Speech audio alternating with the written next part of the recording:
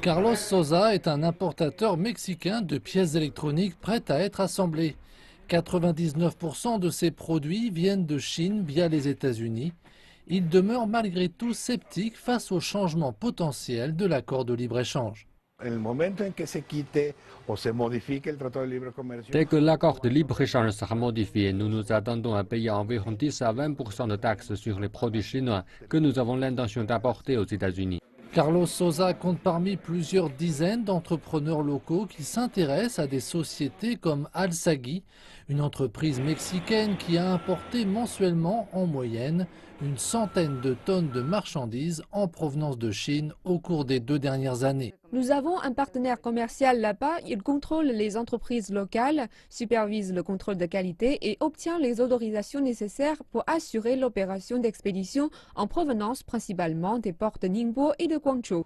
Le mois dernier, la Maison-Blanche a informé le Congrès des États-Unis de son intention d'amorcer la renégociation de l'accord de libre-échange nord-américain avec le Mexique et le Canada. Les discussions devraient débuter en août. Par ailleurs, les élections présidentielles mexicaines auront lieu en juillet 2018, ce qui pourrait signifier de nouveaux changements au sein d'un accord révisé. Un analyste financier explique que l'existence de sociétés comme Alsagui profitera à l'économie locale, mais il indique qu'il y a encore beaucoup à faire pour générer un échange commercial équitable entre les deux pays. L'une d'elles étant l'investissement sur l'infrastructure nécessaire pour soutenir la grande demande de marchandises chinoises qui entrent par le port de Lázaro Cárdenas à Michoacán.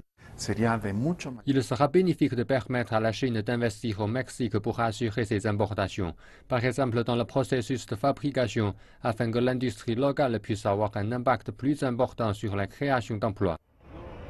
Le bureau du ministère mexicain des Affaires étrangères a précisé que les importations du Mexique en provenance de la Chine s'élevaient à près de 70 milliards de dollars. Le gouvernement mexicain a affirmé qu'il cherchait à obtenir une balance commerciale plus vaste en augmentant ses exportations vers le pays asiatique.